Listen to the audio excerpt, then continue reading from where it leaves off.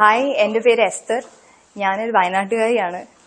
In fact കൗമന്തംകാരിയാണ്. പക്ഷെ ആദ്യമായിട്ടാണ് piece വില്ലേജിൽ വരുന്നത്. ഒത്തിരി നാൾ ഇതിന് മുമ്പിൽ പാസ് ചെയ്ത് പോയിട്ടുണ്ടെങ്കിൽ ഒരിക്കലും അകത്ത് വന്നിട്ടുണ്ടായില്ല. അപ്പോൾ എനിക്ക് വന്നപ്പോൾ തോന്നിയത് ആളുകൾ വിസിറ്റ് ചെയ്യേണ്ട ഒരു സ്ഥലം തന്നെയാണ്. കാരണം ഓരോരുത്തരെ പറ്റി പറയുമ്പോഴും അവർക്ക് ഓരോ കഥകളുണ്ട്. നമുക്കൊന്നും ഇമാജിൻ ചെയ്യാൻ പറ്റാത്ത കാര്യങ്ങളും വഴികളിലൂടെ ഒക്കെ അവർ കടന്നു പോയിട്ടുണ്ട്. അപ്പോൾ വളരെ ഇൻസ്പയറിംഗ് ആണ്.